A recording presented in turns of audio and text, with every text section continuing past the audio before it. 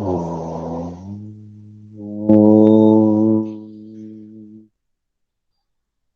యోగి యోగితవస్తరం వాచి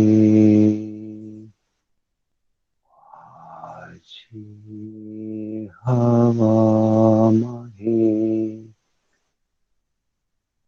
సఖాయ ఇంద్రమూర్తయే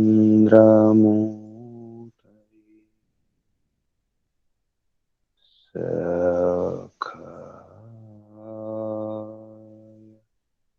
ఇంద్రమూర్తయే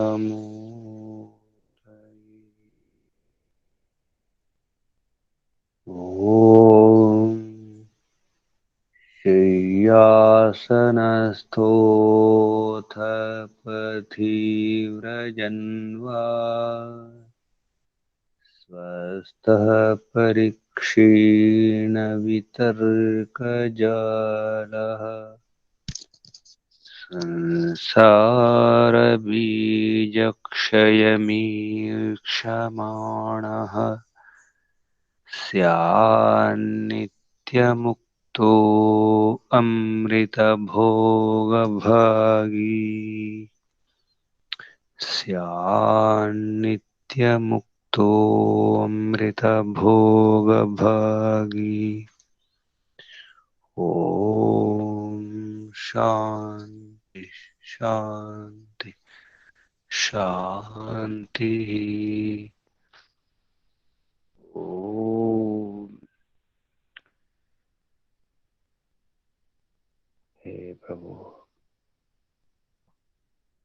हे मोक्षदाता, आत्मदा, बलदा, प्राणदा, सुखदा, मोक्षदा, हे परमपिता परमात्मा, सर्वार्पणम आत्मार्पणम ओम अर्पणम। ओम को వందనాలు ఋషులకు మహర్షులకు యోగులకు మునులకు వందనాలు, గురువులకు ఆచార్యులకు వందనాలు, పెద్దలకు మాతాపితలకు శ్రేయోభిలాషులకు మిత్రులకు వందనాలు। సర్వేభ్యో నమో నమః। ప్రణవ ప్రణామ। ఆత్మ బంధువులారా, శాశ్వత బంధువులారా, ఆత్మీయ మిత్రులారా, సుమిత్రులారా,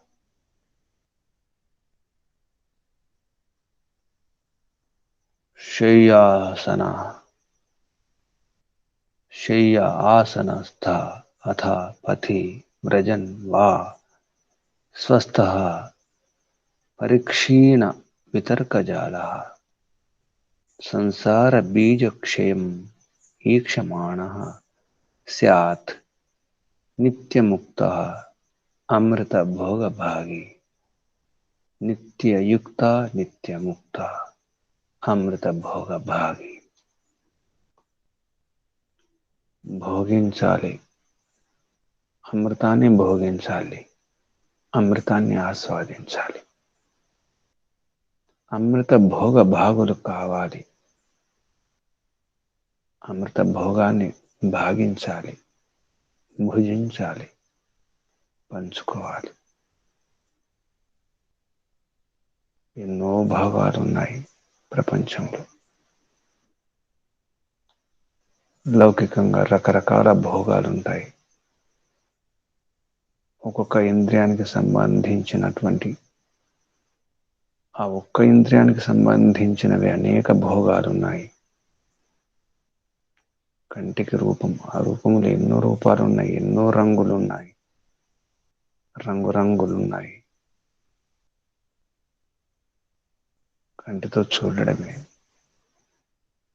కంటితో చూసిన తర్వాత అనుభూతులు, అనుభవాలు, ఆస్వాదనలు, రకరకాల అనుభవాలు ఉంటాయి. చూసే వస్తువు ఒకటే, దర్శనీయం ఒకటే, దర్శకులు ఎందరో. దర్శించిన తర్వాత కలిగే భావాలెన్నో. ఒక ఇంద్రియంతోనే అనేక రకాల భోగాలు, అనేక రకాల సుఖాలు. ఆ ఇంద్రియంతోనే దుఃఖాలు కూడా ఉన్నాయి. కొందరిని చూస్తే అసహ్యం వేస్తుంది, కొందరిని చూస్తే సంతోషం కలుగుతుంది. రకరకాల అనుభవాలు. అలాగే చెవితో సుఖాలున్నాయి, భోగాలున్నాయి.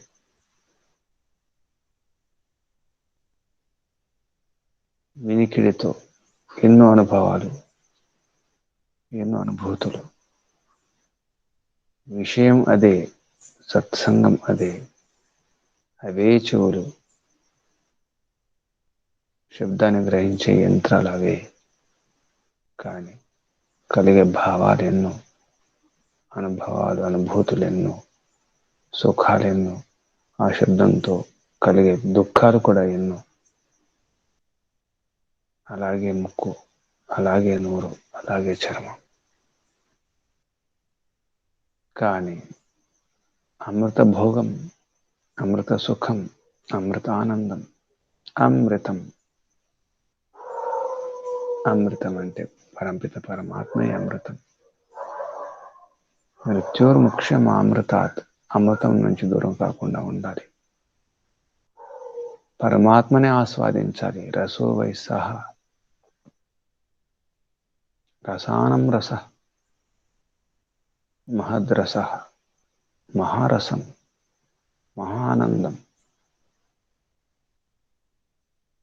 ఆ పరమపిత పరమాత్మని ఆస్వాదించాలి. అమృతాన్ని భోగించాలి. అమృతం ద్వారానే సుఖం, అమృతం ద్వారానే ఆనందం. దానికి నిత్యయుక్తులు కావాలి. నిత్య ముక్తులు కావాలంటే నిత్య యుక్తులు కావాలి. యుక్తం కావాలి, కలిసిపోవాలి. నిత్యం యోగాభ్యాసంలో కలిసిపోవాలి. యుక్తం కలవడం, యుక్తం స్థిరం కావడం. నిత్యం స్థిరం కావాలి. మనసు స్థిరం కావాలి, చిత్తం స్థిరం కావాలి. స్థిరం కావాలంటే సంస్కారాలను చూసుకోవాలి. సంస్కారాలు క్షీణిస్తే కానీ చిత్తం స్థిరం కాదు. చిత్తం స్థిరం కావాలంటే దానికి ప్రక్రియ. దానికి సర్వక్రియాణం అర్పణం తత్ఫల సన్యాసోవా. అన్ని క్రియలను పరమాత్మకు అర్పించుకోవాలి. ఈశ్వర ప్రణిధానం. సర్వక్రియాణం పరమగురౌ అర్పణం తత్ఫల సన్యాసోవా. అన్ని క్రియలను, అన్ని కర్మలను, పాపం కావచ్చు, పుణ్యం కావచ్చు, మిశ్రితం కావచ్చు, నిష్కామ కర్మలు కావచ్చు, ఏ కర్మ చేసినా, ఏది చేసినా, సర్వక్రియాణం అన్ని క్రియలను, అన్ని కర్మలను, అన్ని చేష్టలను పరంపిత పరమాత్మ సర్వార్పణం, ఆత్మార్పణం, పరమాత్మార్పణం చేసుకోవాలి. పరమ గురవు అర్పణం. పరమ గురు పరంపిత పరమాత్మ. ఆ పరమ గురువుకు అర్పణ చేసుకోవాలి. తత్ఫల సన్యాసోవా. ఆ కర్మ ఫలాన్ని కూడా సన్యసించాలి, త్యజించాలి, విడిచిపెట్టాలి. అవసరం. లేకపోతే కుదరదు. అది ఈ నిత్యయుక్తం, నిత్య యోగాభ్యాసం ప్రతిక్షణం, ప్రతిదినం. అమృత భోగ భావులు కావాలంటే నిత్యయుక్తం కావాలి, నిత్యముక్తం కావాలి. దానికి శయ్య, ఆసన, అథాపతి, వ్రజన్వ, పడుకున్నా, కూసున్నా, నడిచిన, మార్గంలో ఉన్న, యాత్ర చేసిన వితర్క జాలం ఉంది. రకరకాల తర్క వితర్క జాలం. ఈ వితర్క జాలాలు, వితర్క వలలు ఉన్నాయి. మనసులో ఎన్నో వితర్కాలు వస్తాయి. తప్పులు చేయాలని ఎన్నో వస్తాయి. అవి పరీక్ష, అనుక్షణం పరీక్ష. అనుక్షణం పరీక్ష చేస్తే పరిక్షీణమవుతుంది. ఈ వితర్క జాలం పూర్తిగా క్షీణించాలి. లోపల తర్క వితర్కాలు, సంకల్ప వికల్పాలు, అవును కాదు, అది ఇది, ఏదో ఏమో, ఈ సందిగ్ధావస్థ, ఈ డోలాయమానం, ఈ సంశయాలు, సందేహాలన్నీ కూడా పరిక్షీణం కావాలి. వితర్క జాలం అంతా పరీక్షణం కావాలంటే పరీక్ష చేసుకుంటూ ఉండాలి. అనుక్షణం పరీక్షణం చేస్తుంటే వితర్క జాలాలు, రకరకాల వృత్తులు పరిక్షీణమవుతాయి, క్షీణిస్తాయి. అన్ని వైపు నుంచి క్షీణించడమే పరిక్షీణం. అది కావాలంటే స్వస్థితిలో ఉండాలి. తన స్వరూపం ఉండాలి. తన స్వరూపం ఏమిటి తెలుసుకోవాలి. తన స్థితిలో తాను ఉండడమే స్వరూపం. నా స్థితి ఏమిటి, నా పరిస్థితిని తెలుసుకుని నాలో నేను ఉండడమే స్వస్థితి. ఆ స్వస్థితి స్వరూపం. స్వరూపం అంటే రూపం కాదు, స్వస్థితి, ఎగ్జిస్టెన్స్, ఉనికి. తన సత్తాలో తాను ఉండాలి. తన ఉనికిలో తాను ఉండాలి. తన ఉనికిలో తన స్వరూపంలో ఉండడం. ఉనికిలో ఉండడం అంటే తన స్వరూపంలో ఉండడం, తన సత్తాలో ఉండడం. భూసత్తాయ, ఎగ్జిస్టెన్స్, ఇంగ్లీష్లో ఎగ్జిస్టెన్స్. తన ఎగ్జిస్టెన్స్లో, తన ఉనికిలో, తన స్థితిలో తాను ఉండడమే స్వరూపం.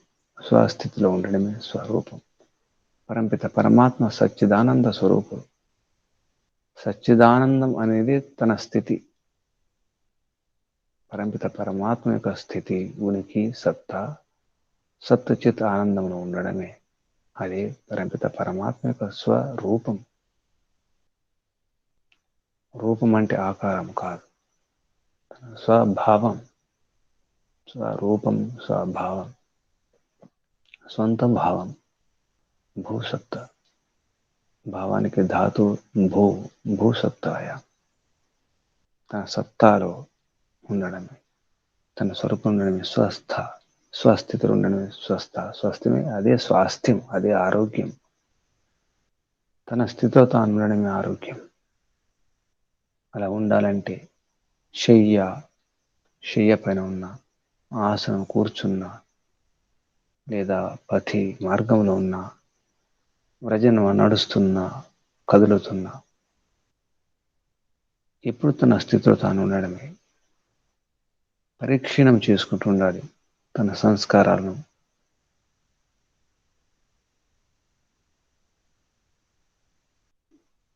తన వృత్తులను. ఈ ప్రపంచమంతా ఒక వితర్కజాలం, విషయాలయం. ఇదంతా విషయాలయమే. ఈ విషయాలన్నీ కూడా విషయాలయాలు. మనం ఉండాలంటే ఆసక్తులు అయిపోవాలి. అటాచ్మెంట్, అటు అతుకోవడం, ఇటు అతుకోవడం, అన్ని అతుకులే, అన్ని రాగాలే. రంగులన్న రాగాలన్న ఒకటి ధాతు, రాగరంజనమే. ఈ రాగాల నుంచి విరాగం కావాలి, వైరాగ్యం రావాలి. దానికి పడుకున్నా, కూర్చున్నా, లేచినా, ప్రయాణం చేసినా ఎప్పుడు తన స్థితిలో తాను ఉండాలి. ప్రతిక్షణం పరీక్షణం. అప్పుడే ఇవన్నీ పరీక్షిస్తాయి. పరీక్షణం చేసుకుంటుంటే పరీక్షణ చేస్తుంటాయి. అది సాక్షి భావంతో చేస్తూ ఉండాలి. ఆ విషయం చెప్తున్నారు.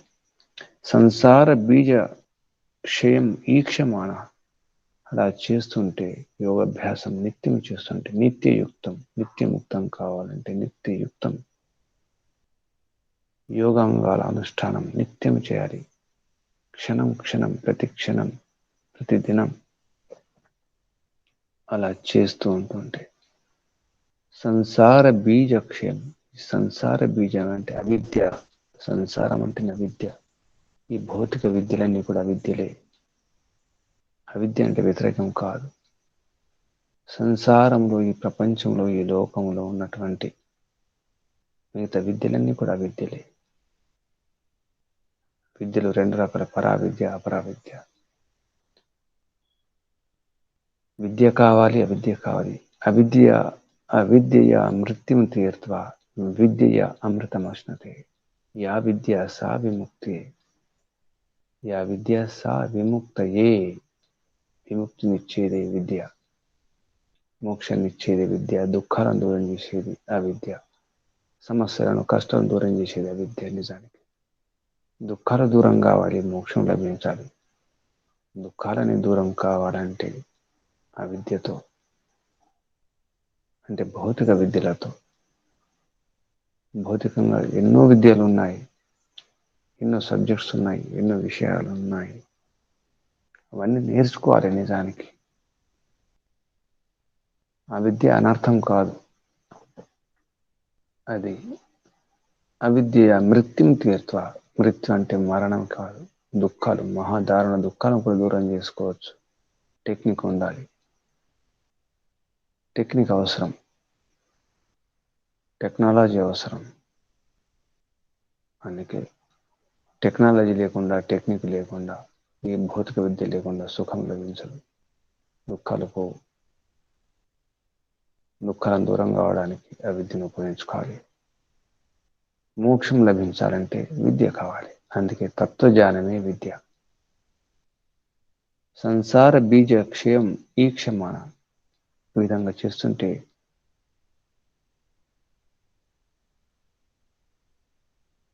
ఈ సంసారం అనే బీజం, ఈ అవిద్య అనే బీజము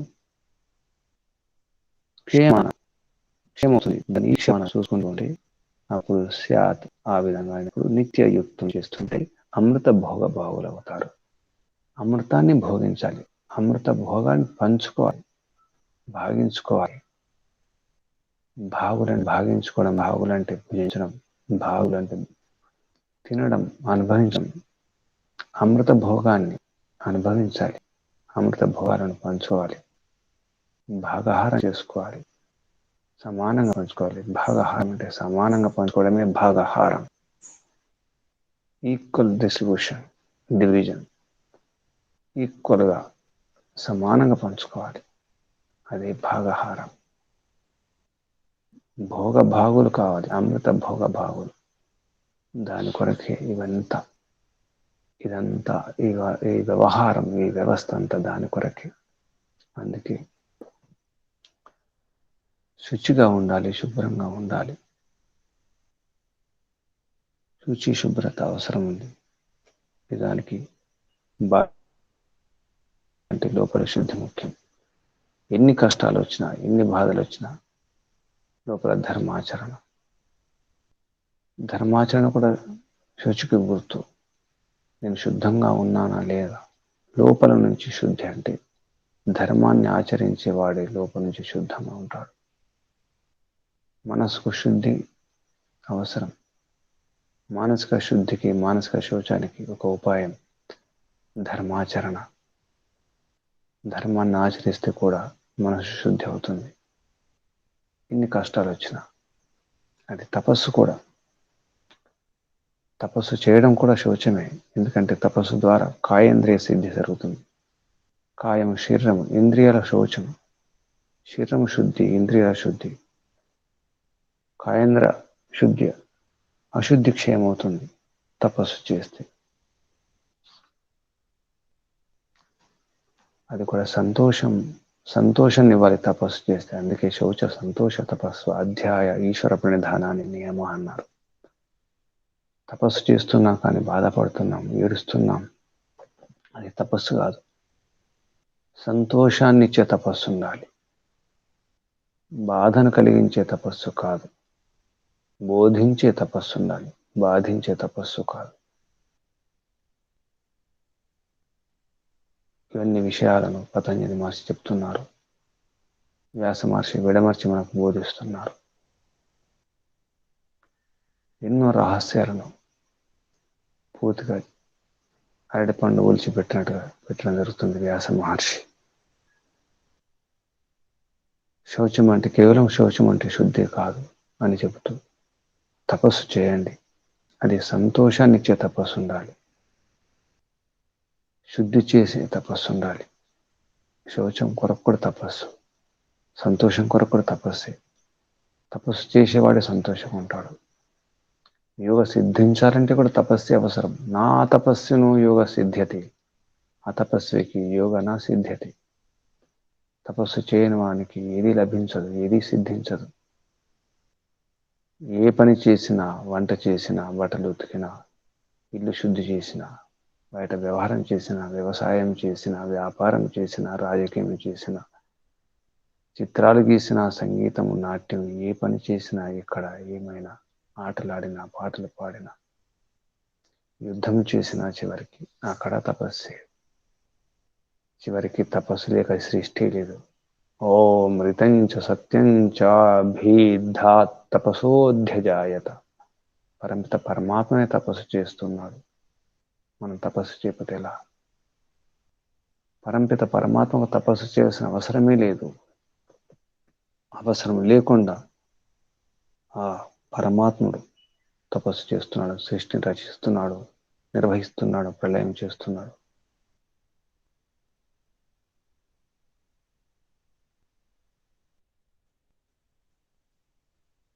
అటువంటి పరపిత పరమాత్మ చేసినటువంటి ఆ క్రియను, ఆ విధానాన్ని ఎందుకు మనం అనుకరించకూడదు? ఎందుకు అనుసరించకూడదు? మనం తపస్సు చేయాలి. తపస్సు లేకుండా సంతానం కూడా, సంతానం ఉత్పన్నమవుతుంది, సంతానం పెరుగుతుంది, సంతానం యోగ్య అవుతారు. తల్లిదండ్రుల పెద్దల యొక్క తపస్సు చాలా ఉంది. ఎందరో తపస్సు ఈ దేశం నిలబడుతుంది, ధర్మం నిలబడుతుంది. తపస్సు లేకుండా ఏదీ లేదు. అందుకే నా అతపస్వినో యోగ సిద్ధ్యతే, అతపస్విన యోగ నా సిద్ధ్యతే. యోగం సిద్ధించాలి అంటే చిత్తం స్థిరం కావాలి, ప్రసన్నంగా ఉండాలి, స్వస్థితిలో ఉండాలి, ఆనందాన్ని అనుభవించాలి, వితర్క జాలం అంతా క్షీణించాలి, మిథ్యాజాలం పోవాలి, సంస్కారాల బీజభావం, దగ్ధ బీజభావం కావాలి, కుసంస్కారాన్ని పోవాలి, విపర్యజానం, భ్రాంతులు, భ్రమలు పోవాలంటే తపస్సే. తపస్సు అవసరం. ఆ తపస్సు శోచంగా శుభ్రమైన తపస్సు, సంతోషంతో కూడుకున్న తపస్సు. ఆ తపస్సు స్వాధ్యాయంతో కూడుకున్న తపస్సు. ఆ తపస్సు ఈశ్వర ప్రణిధానంతో కూడుకున్న తపస్సు. అటువంటి తపస్సు అవసరం ఉంది. అంత తప్పించి కూడా అది నాది అనడానికి వీల్లేదు. ఆ శక్తి నాది, ఆ బలము నాది, ఆ మహిమ నాది, ఆ గొప్పతనము నాది అనుకుంటాం. తప్పించినాను, కష్టపడ్డాను, శ్రమించినాను, నా పిల్లల కొరకు, నా కుటుంబం కొరకు, లేదా నా సమాజం కొరకు, నా కులం కొరకు, నా పార్టీ కొరకు, నా మతం కొరకు, నా వ్యవస్థ కొరకు తప్పిస్తున్నాను, కష్టపడ్డాను, ఎంతో త్యాగం చేసినాను, ఎంతో శ్రమించినాను అనుకుంటాం. అప్పుడు పోతుంది సంతోషం. సంతోషం ఎగిరిపోతుంది. అది తపస్సు కాదు. తపస్సులో శాంతి, తపస్సులో తృప్తి, సంతృప్తి ఉండాలి. అది తపస్సు. తపస్సులో ఈ ఆకలి దప్పికలను మనం అదుపులో పెట్టుకోవాలి, సహించాలి. ద్వంద్వం చ జిగత్స పిపాసి. జిగత్స అంటే ఆకలి, పిపాస దాహం, దప్పిక. శీతోష్ణే స్థానాసనే కాష్టమౌనాకారమౌనే చ వ్రతాని చ ఏషాం యథాయుగం కృచ్ఛ్ర చాంద్రాయణ శాంతపనాదీని. కృచ్ఛ్ర చాంద్రాయణ శాంతపనాది ఆదీని. ఇటువంటి వ్రతాలు చేయడం కూడా తపస్సు అంటున్నారు. ఆకలి దప్పికలు, శీతోష్ణాలు, మానవమానాలు, జయపజయాలు, అలాగే స్థాన ఆసనం, ఉన్న స్థితి, మనం ఏ స్థితిలో ఉన్నామో అదే ఆగడం కూడా సహనం. స్థాన ఆసనం పడుకుంటున్నామా, నిలబడ్డామా, కూర్చున్నామా, ఎలా ఉన్నాం. అప్పుడు కూడా తపస్సు ఉంటుంది. ఎలా నిలబడ్డాం, ఎలా కూర్చున్నాం, ఎలా పడుకున్నాం, ఎలా నడుస్తున్నాం, అన్నీ కూడా తపస్సుతో కూడుకున్నది. అలాగే కాష్ట మౌనం, ఆకార మౌనం. కాష్ట మౌనం ఒక కర్రలాగా మౌనం ఉండడం, ఎటువంటి కదలికలు లేకుండా, ఎటువంటి సంకేతాలు లేకుండా, ఎటువంటి అహాభావాలతో మాట్లాడకుండా మౌనంగా ఉంటాం. నోటితో మాట్లాడము, కానీ మనసులో మాట్లాడుతూనే ఉంటాం. చేతులు ఆడిస్తూనే ఉంటాం, సైగలు చేస్తూనే ఉంటాం, కళ్ళతో సైగలు చేస్తాము, శరీరంతో సైగలు చేస్తాం. అది మౌనం కాదు. ఆకార మౌనం, కాష్ట మౌనం. రకరకాల మౌనాలు చేస్తాం. అది మౌనం కాదు. స్పష్టంగా చెప్తున్నారు. అదే అదే విధంగా కృచ్ఛ్ర చాంద్రాయణం. ఈ చాంద్రాయణం అంటే, కృచ్ఛ్రం అంటే ఏమిటో చెప్పడం జరుగుతుంది. మనస్మృతిలో చెప్పినటువంటి విషయం. కృచ్ఛ్ర వ్రతం, వ్రతాలు చేయడం కూడా తపస్సే. మనం చేస్తున్న రకరకాల వ్రతాలు ఉన్నాయి. ఈ వరలక్ష్మి వ్రతం అని రకరకాల వ్రతాలు ఉన్నాయి. ఎన్నో వ్రతాలు చేస్తున్నారు మాతలు, మహిళలు. మనుస్మృతిలో ఈ కృచ్ఛ్ర వ్రతం గురించి చెప్పడం జరిగింది. గోమూత్రం గోమయం క్షీరం దధి సర్పి కుశోదకం ఏకరాత్రోపవాసశ్చ కృచ్ఛ్రం శాంతాపనం స్మృతం. గోమూత్రం గోమయం, ఆవు మూత్రం గోపంచితం. తర్వాత గోమయం ఆవు పేడ, క్షీరం ఆవు యొక్క పాలు, దధి పెరుగు ఆవు పెరుగు, సర్పి అంటే ఆవు నెయ్యి. తర్వాత కుశోదకం, కుష అని ఒక గడ్డి ఉంటుంది, ఆ గడ్డి యొక్క జలం. తర్వాత ఇవన్నీ కలిపి ఏక రాత్రోపవాస, ఇవన్నీ కలిపి ఒక్కొక్క దినం వదిలిపెట్టి, ఈరోజు ఒకవేళ సేవిస్తే మరొక రెండవ రోజు వదిలిపెట్టేసి మూడవ రోజు, నాలుగో రోజు వదిలిపెట్టి ఐదవ రోజు ఇలా సేవిస్తున్నాం. దీని పేరు శాంతపన కృచ్ఛ్ర వ్రతం అంటారు. శాంతపనం కృచ్ఛ్రం శాంతపనం స్మృతం.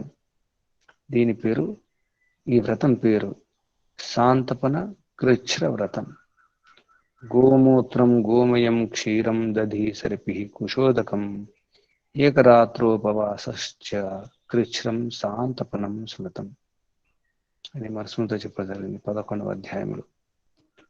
అలాగే చాంద్రాయణ వ్రతం అంటే ఏకైకం హ్రాసయేత్ పిండం కృష్ణో శుక్లే చ వర్ధయేత్. ఏకైకం హ్రాసయేత్ పిండం కృష్ణో శుక్లే చ వర్ధయేత్ ఉపస్పృంశత్రిషావనమేతత్ చాంద్రాయణం స్మృతం. ఇది కూడా మనుస్మృతిలో 11వ అధ్యాయం ఉంది. 216 కృచ్ఛ్ర వ్రతం గురించి 212లో ఉంది. చాంద్రాయణ వ్రతం. చాంద్రాయణ వ్రతంలో ఏకైకం హ్రాసయేత్ పిండం ఉన్నారు. ఇది ప్రాతకాలం, మధ్యాహ్నం, సాయంత్రం 3 సార్లు స్నానం చేస్తూ కృష్ణపక్షంలో ఒక్కొక్క ముద్ద తగ్గిస్తూ అమావాస్య రోజు పూర్తిగా ఉపవాసం ఉండడం. అలాగే శుక్లపక్షంలో ఒక్కొక్క ముద్ద పెంచుకుంటూ పౌర్ణమి రోజు పూర్తిగా తినడం. పౌర్ణమి రోజు 15 ముద్దలు సాత్విక ఆహారం తీసుకోవడం. ఇలా క్రమంగా చేయడం అనేది దీని పేరు చాంద్రాయణ వ్రతం. చంద్రుని యొక్క పక్షాలు, కృష్ణపక్షం, శుక్లపక్షం, ఏ విధంగా కృష్ణపక్షంలో చంద్రుని యొక్క కళ్ళలు తగ్గుతుంటాయి, ఆ విధంగా మనం భోజనం తగ్గిస్తూ పోవడం. శుక్లపక్షంలో చంద్రుని యొక్క కళ్ళలను అనుసరించి చంద్రుని కళలు పెరుగుతుంటాయి, రోజు వెలుగు పెరుగుతుంటుంది, చంద్రుని యొక్క ఆ భాగం, ఆ శశాంకం పెరుగుతూ ఉంటుంది. ఆ విధంగా భోజనం కూడా పెంచుకుంటూ పోవడం. అమృతవల్లి అని ఒక ఔషధం ఉంటుంది. ఆ ఔషధం, ఆ మూలిక కృష్ణపక్షంలో ఒక్కొక్క ఆకు తగ్గుతూ పోతుంటుంది. కృష్ణపక్షంలో అమావాస్య రోజు ఆ చెట్టుకు, ఆ మూలికకు అసలు ఏ ఆకులు ఉండవు. దానికి అసలు అమృతవల్లి, అసలు సోమవల్లి అది. సోమరసంది, సోమయాగంలో సోమరసం తీస్తారు. అవి హిమాలయ పర్వతాల్లో ఉంటాయని చెప్పేసి విన్నాం. అది అమృతవల్లి, అది సోమవల్లి. కృష్ణపక్షంలో ఒక్కొక్క ఆకు తగ్గిపోతుంది. అమావాస్య రోజు ఏ ఆకులు లేకుండా ఉంటుంది. మళ్ళీ శుక్లపక్షంలో ఒక్కొక్క ఆకు పెరుగుతూ ఉంటుంది. పౌర్ణమి రోజు 15 ఆకులు ఉంటాయి. అదే పద్ధతిలో చెప్పడం జరిగింది ఇక్కడ. ఇది చాంద్రాయణ వ్రతం. దీనికి తర్వాత ఆరోగ్యానికి ఏదో సంబంధం ఉంటుంది. ఇది ఆయుర్వేదానికి సంబంధించిన విషయం ఉంది. ఇది కూడా ఒక తపస్సు. దీని ద్వారా ముఖ్యంగా మనస్సు సాత్వికం అవుతుంది. రజోగుణం, తమోగుణం తగ్గిపోతుంది, క్షీణిస్తాయి. కాబట్టి ఇటువంటి ఈ వ్రతాలు చేయాలి. ఇవి వైదిక వ్రతాలు. గోమూత్రం, గోమయం, గోక్షీరం ఇవి వాడాలి. మనం పంచామృతం అంటాం, పంచాంగాలు అంటాం, పంచగవ్యాలు అంటారు. పంచగవ్యం, గవ్యం అంటే గోవుకు సంబంధించింది అన్నమాట. దాని గోమూత్రం, గోపంచతం అంటాం. తర్వాత దాని గోమయం అంటే పేడ, పాలు, పెరుగు, నెయ్యి ఇవన్నీ కలిపి వాడాలి. దాని పేరు కృచ్ఛ్ర వ్రతం, కృచ్ఛ్ర సాంతపన వ్రతం అన్నారు.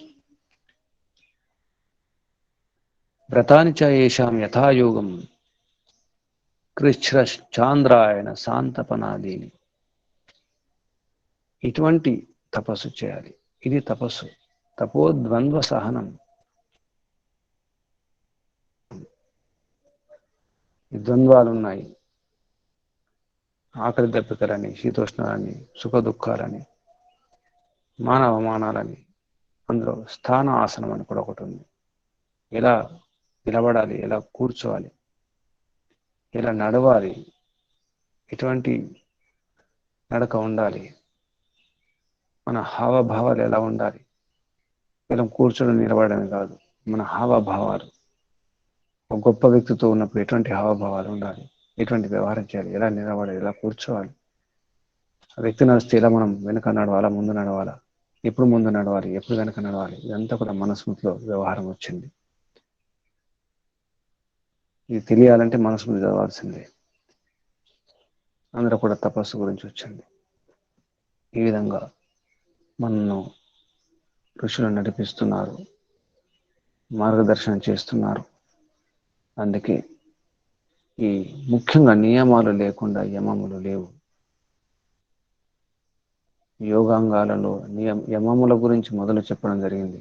అయినప్పటికీ కూడా వ్యక్తి నుంచి ప్రారంభం కావాలి. కాబట్టి అసలు నియమాలు మొదలు పెట్టుకోవాల్సి వస్తుంది.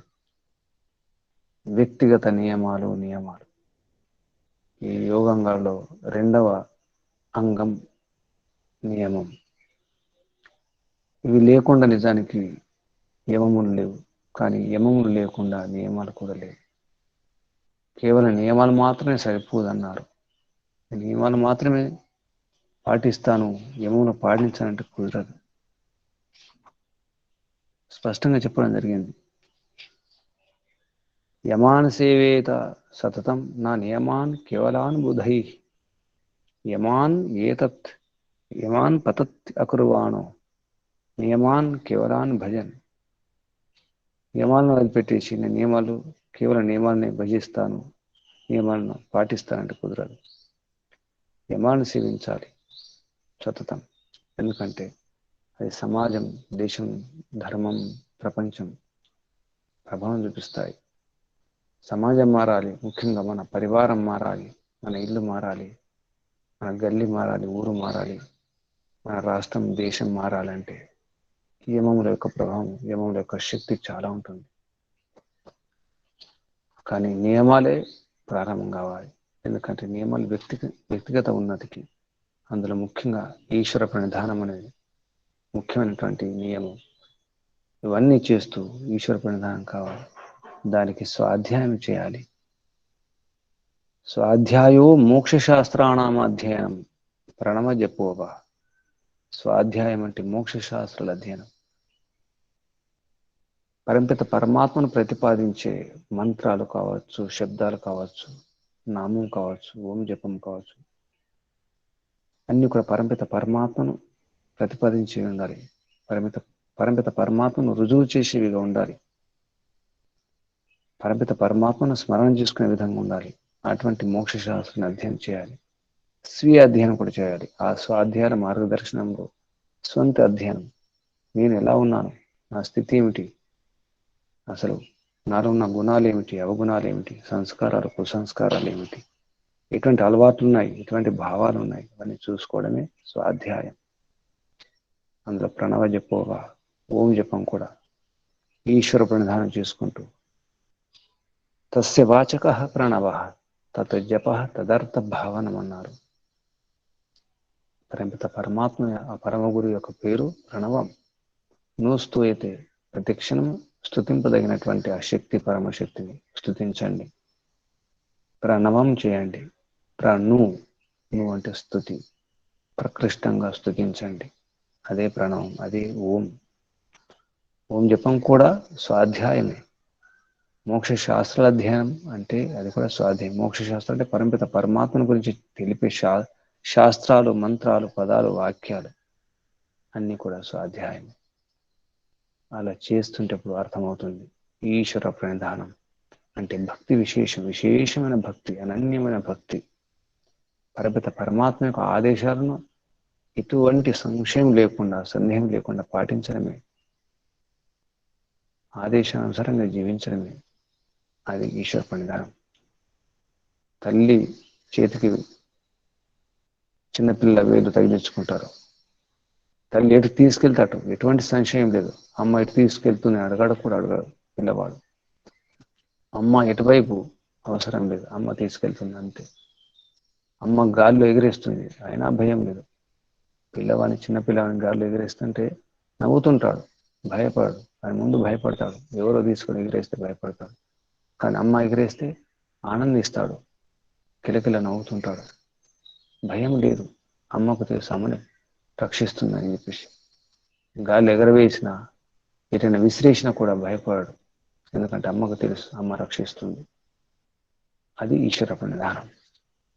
ఈశ్వర ప్రణిధానం తస్మిన్ పరమ గురవు సర్వ కర్మార్పణం. ఈశ్వర ప్రణిధానం అంటే తస్మిన్, ఆ పరంపిత పరమాత్మలో, పరమ గురునిలో సర్వకర్మార్పణం, అన్ని కర్మలను అర్పణం చేసుకోవడం. సర్వకర్మార్పణం, ఆత్మార్పణమే, సమర్పణం. అది ఈశ్వర ప్రణిధానం. ఆ ఈశ్వర ప్రణిధానాన్ని, ఆ స్వాధ్యాయాన్ని, ఆ తపస్సును, ఆ సంతోషాన్ని, ఆ శౌచాన్ని, ఆ అహింస, సత్యము, అస్థిర్యం, బ్రహ్మచర్యం, అపరిగ్రహం, ఈ వ్రతాలన్నింటిని కూడా శయ్యాసనస్థో అథ పథి వ్రజన్వా స్వస్థ పరిక్షీణ వితర్కజాల సంసార బీజ క్షయం ఈక్షమాణ స్యాత్ నిత్య ముక్త అమృత భోగభాగి. అమృత భోగభాగుడు కావాలంటే, నిత్య ముక్తులు కావాలంటే నిత్యయుక్తం కావాలి. నిత్యం యమనియమాలు పాటించాలి, యోగంగాలు పాటించాలి, నిత్యం విశ్వప్రణామం చేయాలి, ప్రతిక్షణం చేయాలి, అనుక్షణం చేయాలి. అప్పుడే ఈ సంస్కారాలు క్షీణిస్తాయి, కర్మ బంధనాలు శిథిలమైపోతాయి. కర్మ బంధనాన్ని శిలతయతి, కర్మ బంధనాలు శిథిలం కావాలి. ఇవన్నీ కూడా కుసంస్కారాలను కూడా క్షీణించాలంటే, పరిక్షీణం కావాలంటే ప్రతిక్షణం ఆత్మ నిరీక్షణ చేసుకుంటూ ప్రయత్నం చేయాలి. సంతోషంగా ఉండాలి. దానికి మన కష్టం కూడా సంతోషాన్ని ఇవ్వాలి. మన శ్రమ, మన పరిశ్రమ, మన త్యాగం, మన బలిదానం కూడా సంతోషాన్ని ఇవ్వాలి. మన దానం, మన పరోపకారం అన్నీ కూడా శౌచం కొరకే, శుద్ధి కావడం కొరకే. మనసు శుద్ధి, ఆత్మశుద్ధి, బుద్ధి శుద్ధి. అందుకే అద్భిర్గాత్రాన్ని శుద్ధి అంతే. మనః సత్యేన శుద్ధ్యతే విద్యతపోభ్యాం భూతాత్మ బుద్ధిర్జ్ఞానేన శుద్ధ్యతే. జ్ఞానంతో బుద్ధి శుద్ధి అవుతుంది, వివేకం కలుగుతుంది కాబట్టి బుద్ధి శుద్ధి అవుతుంది. ఎందుకంటే నిర్ణయం చేయాలి, నిశ్చయం చేయాలి కాబట్టి బుద్ధి సరిగా పనిచేయాలంటే జ్ఞానం ఉండాలి. జ్ఞాన విజ్ఞానం అవసరం ఉంటుంది. లేకపోతే ఈ వితర్క జాలంలో, ఈ విషయ జాలాలు, ఈ విషయ వలల్లో ఇరుక్కుపోతాం. ఈ ప్రపంచం, ఈ ఇంద్రియాలు, వీటిని బాగా అర్థం చేసుకోవాలి, అదుపులో ఉంచుకోవడం అవసరం ఉంది. దాని కొరకే నియమాల్లో, వ్యక్తిగత నియమంలో ఈశ్వర ప్రణిధానం ఉంది, బాగా అర్థం చేసుకోవాలి. వ్యక్తి ఉన్నతికి ఈశ్వర ప్రణిధానం చాలా అవసరం. మొత్తం యోగ దర్శనం యొక్క కేంద్రం ఈశ్వర ప్రణిధానమే. అందుకే యమ నియమాలలో ఆరంభంలో అహింస, యమ నియమాలు రెండు కనుక మనం తీసుకుంటే, రెండు, ఒకటి కుడి, ఒకటి ఎడమ, నాణ్యానికి బొమ్మ బోసులాగా. నాణ్యానికి ఒకవైపు ఉంటే సరిపోదు, ఆ నాణ్యం చెల్లాలి, దానికి విలువ ఉండాలంటే రెండు వైపులు అవసరం. కుడి ఎడమలు అవసరం, వెనుక ముందు అవసరం. అలాగే యమములు, నియమాలు, కుడి ఎడమలు, ఎడమ కుడులు, కుడి ఎడమలు. అందుకే రెండు అవసరమే. అలా ఉన్నప్పుడే సంపూర్ణం. రెండు చేతులు కావాలి. అందుకే అహింస ఒక చేయి, చివరికి ఈశ్వర ప్రణిధానం మరొకటి. మధ్యలో అహింస, సత్యం, అస్థేయం, బ్రహ్మచర్యం అన్నీ వస్తాయి. అపరిగ్రహం, శౌచం, సంతోషం, తపస్సు, అధ్యాయం, ఈశ్వర ప్రణిధానం. ఈ అహింస దీని కొరకు ఉద్దేశం అంటే ఈశ్వర ప్రణిధానం కొరకు అహింస. అందుకే ఈశ్వర ప్రణిధానమే కేంద్రం, అదే ముఖ్యం, అదే లక్ష్యం. మన ఆసక్తులని పోవాలి, మన బంధనాలు పోవాలంటే ఈశ్వర ప్రణిధానమే ముఖ్యం. అన్నీ చేయాలి, చివరికి అమ్మకు వదిలిపెట్టాలి, ఆ శాశ్వత మాత, దివ్య మాతకు వదిలిపెట్టాలి, పరంపిత పరమాత్మకు. తం హినా పితావసోహ తం మాతా శతక్రతో బభూవిత అధాతే సున్నమేమహే. హే సున్నాన్నిచ్చి, హే దాత, మోక్షదాత, సున్నం అంటే మోక్షానందాన్నిచ్చి హే పరంపిత పరమాత్మ, అన్ని వసతులు, అన్ని ఏర్పాట్లు చేసినటువంటి హే పిత, హే జగత్పిత, అన్ని రకాల రక్షించే అన్ని క్రతువులు చేసినటువంటి ఓ మాత. అమ్మ ఎన్నో క్రతువులు చేస్తుంది బిడ్డ గురించి. క్రతువులు అంటే ఎన్నో కర్మలు చేస్తుంది, రక్షిస్తుంది, రకరకాలుగా రక్షిస్తుంది. స్నానం చేయిస్తుంది, పాలిస్తుంది, అన్నం పెడుతుంది, అన్ని రకాల. అసలు నిజానికి సంస్కారాలు వేసేది అమ్మ. ఆ అమ్మ ఎవరు? అసలు అమ్మ శాశ్వత మాత, దివ్య మాత, పరమ మాత, అంతా ఓమే. అందుకే త్వం హినా పితావసో త్వం మాతా శతక్రతో బభూవిత అధాతే సున్నమేమహే. త్వమేవ మాతా చ పితా త్వమేవ బంధుశ్చ సఖా. ఓం శనో బంధుర్జనితా సవిధాత అని మంత్రాలకు చెప్పుకుంటాం. ఓం శన్నో మిత్ర శం వరుణ. మిత్రుడు, బంధువు, విధాత, ధాత అంతా పరపిత పరమాత్మయే. అందుకే ఈశ్వర ప్రణిధానం లేకుండా అసలు యోగమే లేదు. యోగం లేకుండా శాంతి లేదు. యోగం లేకుండా దుఃఖాల నివారణ కావు, భ్రాంతులు పోవు. యుజ సమాధవు, సమాధి పొందాల్సిందే. ఆధి, చక్కగా స్థిరంగా ఉండడమే. మనం ఇదంతా కూడా, ఇవన్నీ వ్రతాలు, అసలు వ్రతాలు ఇవి. తప్పకుండా ఆచరించాల్సినటువంటి వ్రతాలు, అసలు దీక్షలు ఇవి, అసలు వ్రతాలు ఇవి.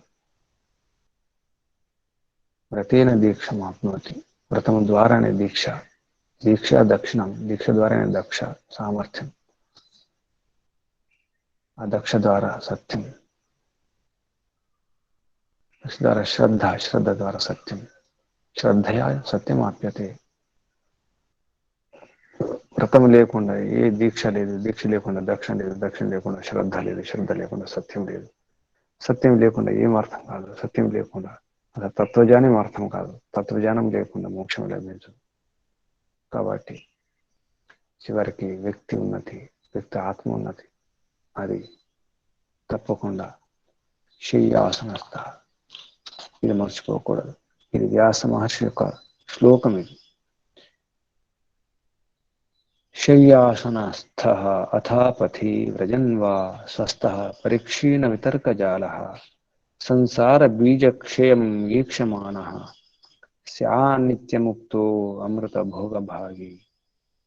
అలా చెబుతూ ఎత్ర ఇదం ఉక్తం, చివరికి ఈ విషయం చెప్పడం జరుగుతుంది. తత ప్రత్యక్ష చేతనాధిగమో అప్యంతరాయ భావశ్చ అని చెప్పేసి శౌచ సంతోష తప స్వాధ్యాయ ఈశ్వర ప్రణిధానాన్ని నియమాల గురించి చెబుతూ ఈ సూత్రానికి వ్యాస మహర్షి భాష్యంలో తథా ప్రత్యక్షేతనాధిగమప్యంతరాయ భావశ్చన వాక్యంతో ముగించడం జరిగింది. ఇది అన్నారు. ఇది ఒక సూత్రము, 1వ పాదములో, సమాధి పాదంలో 29వ సూత్రం. తథా ప్రత్యక్షేతనాధిగమప్యంతరాయ భావశ్చ తస్య వాచక ప్రణవ తత్ జపస్తదర్థ భావనం అని చెప్తూ తర్వాత సూత్రం తథ ప్రత్యక్ష చేతనాధిగమో అప్యంతరాయ భావాశ్చ, తర్వాత వ్యాధి స్థాన సంశయం చెప్పేసి ఈ విధంగా అక్రమం వస్తుంది. అక్కడ ఈ సూత్రం వస్తుంది. ఆ సూత్రాన్ని తీసుకుని ఇక్కడ ముగించడం జరిగింది వ్యాస మహర్షి. పడుకుంటా అంటే కుదరదు. పడుకున్నప్పుడు కూడా ఈశ్వర ప్రణామం కావాలి. పడుకున్నప్పుడు కూడా శౌచం, సంతోషం, తపస్సు, అది ఈశ్వర ప్రణామంతో పాటు అహింస, సత్యం, అస్థ్యం, బ్రహ్మచర్యం, అపరిగ్రహం ఇవన్నీ కూడా పాటిస్తున్నవి. ఇవన్నీ వ్రతాలు, మహావ్రతాలు, సార్వభౌమ మహావ్రతాలు. కాబట్టి అన్ని వ్రతాలే. కేవలం అహింస పునాది, కానీ మిగతావి కూడా సార్వభౌమ వ్రతాలే. అన్ని భూముల్లో అంటే అన్ని అవస్థల్లో, అన్ని సమయాలలో అనుక్షణం పాటించే వ్రతాలు ఈ యమ నియమాలు అని చెప్తూ ముగించడం జరిగింది. మనం ప్రయత్నం చేయాలి. నిజానికి నేను తపస్సు చేస్తున్నాను, పని చేస్తున్నాను, శ్రమిస్తున్నాను. ఒక్కోసారి మన వ్యక్తిగతం కూడా శ్రమిస్తాం, అలసిపోతాం, బాధపడతాం. ఇంత శ్రమించినాను, ఫలితం లేదని బాధపడతాం. ఫలితం గురించి ఆశించవలసిన అవసరం లేదు. తప్పకుండా న్యాయం జరుగుతుంది. పరంపిత పరమాత్మ న్యాయకారి, తప్పకుండా అనుగ్రహం ఉంటుంది. ఈశ్వర ప్రణిధానం చేసుకోవాలి. భక్తి విశేషాద్ ఆవర్తిత ఈశ్వర తమ్ అనుగ్రహాతి అభిధ్యాన మాత్రేన. ధ్యానం చేస్తే చాలు, అభిధ్యానం చేస్తే చాలు, అనుగ్రహణాతి అనుగ్రహిస్తాడు. ఎప్పుడు అనన్య భక్తి ఉన్నప్పుడు, విశేషమైన భక్తి ఉన్నప్పుడు, పూర్తి విశ్వాసం, పూర్తి నమ్మకం, పూర్తి భరోసా, పిల్లలకు తల్లిపై ఉన్నటువంటి విశ్వాసం, సమర్పణ విశ్వాసం కాదది, పూర్తి అర్పణమే, సమర్పణమే, ఆత్మార్పణం. అంత అమ్మ చూసుకుంటుందనే భావన అది కావాలి. అది మనకున్న నాడు ఇక భగవంతుడు చూసుకుంటాడు, తప్పకుండా చూసుకుంటాడు. ఇందులో నటనకు తావులేదు. నటిస్తే భక్తి కాదు, భక్తి లేకపోతే ఇవన్నీ జరగవు. బాధపడకుండా ఉండాలంటే బోధ జరగాలి. బోధ లేకుండా మనకున్న భ్రమలు పోవు. అందుకే మార్గదర్శకులు అవసరం, మార్గదర్శనం అవసరం ఉంది. దర్శనాల ద్వారా మార్గదర్శనం చేస్తున్నారు ఋషులు, మహర్షులు. ఈ మార్గదర్శనంలోనే ముందుకెళ్ళాలి. పాటించు చూడండి. శయ్యాసనస్థ, పడుకున్నా, కూర్చున్నా, లేచిన, మార్గంలో ఉన్నా, ప్రయత్నం చేసి ఇక్కడ ఉన్నా స్వస్థితిలో ఉండాలి. తన స్వరూపం తను ఉండాలి. ఈ వితర్క జాలాన్ని క్షీణింపజేసుకోవడం ముఖ్యముంది. ఇదంతా వితర్క జాలమే, వితర్కమే. తర్వాత సూత్రం అదే రాబోతుంది. ఈ సంసార బీజం అనేది ఇది ఇంకా క్షీణించాలి, ఇంకా క్షేమం కావాలి. దాని కొరకే నిత్యయుక్తం కావాలి. నిత్య యోగాభ్యాసం చేసుకోవాలి. యోగాంగాల అనుష్ఠానం చేసుకుంటూ ముందుకెళ్తే అప్పుడు అమృత భోగ భాగులం అవుతాము. అమృతాన్ని భోగించాలి. ఈ భోగాలు చాలు, ఈ ప్రాపంచిక భోగాలు, విలాసాలు చాలు. అమృత భోగం కావాలి. పరంపిత పరమాత్మ నాకు అమృతం కావాలి ప్రభు, అమృతాన్ని ప్రసాదించు ప్రభు. మృత్యుర్ముక్ష్య మా అమృతాత్. ఈ మృత్యువు, మరణం చాలు తండ్రి. ఈ సుఖాలు చాలు, ఈ లౌకిక సుఖాలు,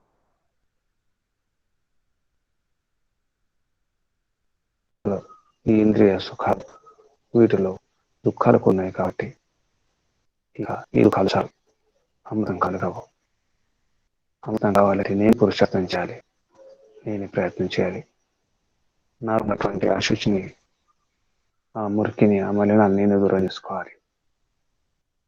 ఇక నాదే ప్రయత్నం ప్రారంభించాలి. ఇప్పుడే ప్రారంభించాలి ప్రభు, ఇప్పుడే ప్రారంభించాలి. నీ అనుగ్రహం ఉంది, నీ ప్రేమ ఉంది, అన్నీ ఉన్నాయి. నేను ప్రారంభించడమే ఆలస్యం. ఇక ప్రారంభిస్తున్నాను ప్రభు. ఓం ఓం ఓం. అమృత భోగభావాలు కావాలని చెప్పేసి పరంపిత పరమాత్మను ప్రార్థిస్తూ ప్రార్థించేద్దాం. అందరూ అమృత భోగభావాలండి. అమృత భోగాన్ని పంచుకోండి, భావించుకోండి, భుజించండి, అమృతాన్ని భుజించండి, మోక్షానందాన్ని ఆస్వాదించండి, దుఃఖాలను దూరం చేసుకోండి. కష్టపడండి, శ్రమించండి, కానీ బాధపడకండి. సంతోషంగా ఉండండి. ఆ సంతోషం లేని ఈ శ్రమ అర్థం లేదు. ప్రయత్నం చేద్దాం. ఈ క్షణమే మోక్షాన్ని పొందే ప్రయత్నం చేద్దాం. ఈ జన్మలోనే ఇహయేవ, ఇప్పుడే, ఇక్కడే, ఉన్న క్షణమే, ఉన్న స్థితి నుండే ముందుకెళ్దాం. గతమంతా మన పునాది, గతమంతా గుణపాఠం, గతం ఒక గురువు. ఆ గురువు మార్గదర్శనంలో, గతం అనే అనుభవం అనే గురువు మార్గదర్శనంలో ముందుకెళ్దాం. నిరాశ అక్కర్లేదు, ఇంకా ఆశ ఉంది. ఈ ఆశ దురాశ కాదు, ఇది సదాశ. ఆశయం ఇదే, ఆశ ఇదే. దుఃఖాలతో చేసుకోవడం, మోక్షం పొందడమే. అందరికి పరంపిత పరమాత్మ అటువంటి బుద్ధిని, సద్బుద్ధిని, సుబుద్ధిని ప్రసాదించుగాక. అటువంటి నిశ్చయించే వివేకంతో కూడుకున్న వైరాగ్యం లభించుగాక. శుద్ధ జ్ఞానము, శుద్ధ కర్మ, శుద్ధోపాసన ద్వారానే సాధ్యమిది. ఓం శం. ధన్యవాద్. శాంతి పాఠ్. ॐ जौ शान्तिरन्तरिक्षं शान्तिः, पृथिवी शान्तिरापः शान्तिरोषधयः शान्तिः, वनस्पतयः शान्तिर्विश्वे देवाः शान्तिः, ब्रह्म शान्तिः, सर्वं शान्तिः, शान्तिरेव शान्तिः, सामा शान्तिरेधि। ओम शांति शांति शांति। सर्वेभ्यो नमो नमः. ఓం. ధన్యవాదాలు గురూజీ. ఓం.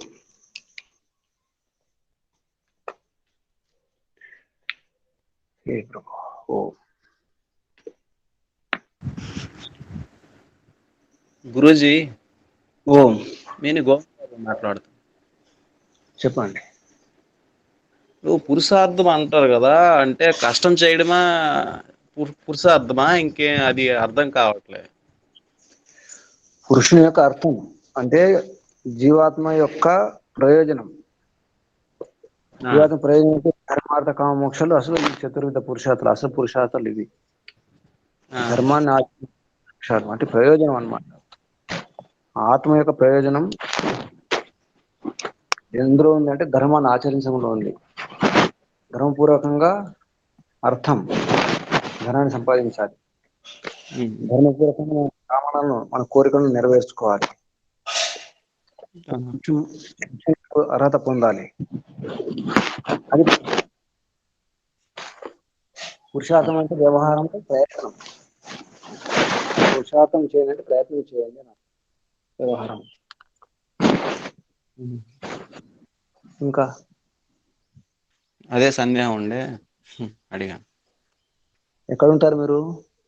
మేము చిగురుపల్లి హరి సమాజం, మన అప్పలాడు మేసారు ఉన్నారు కదా, ఆ సైడ్. సరే. ఓం. ఓం.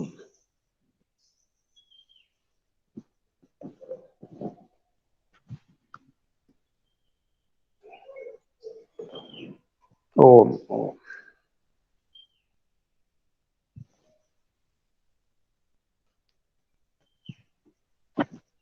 ఓం.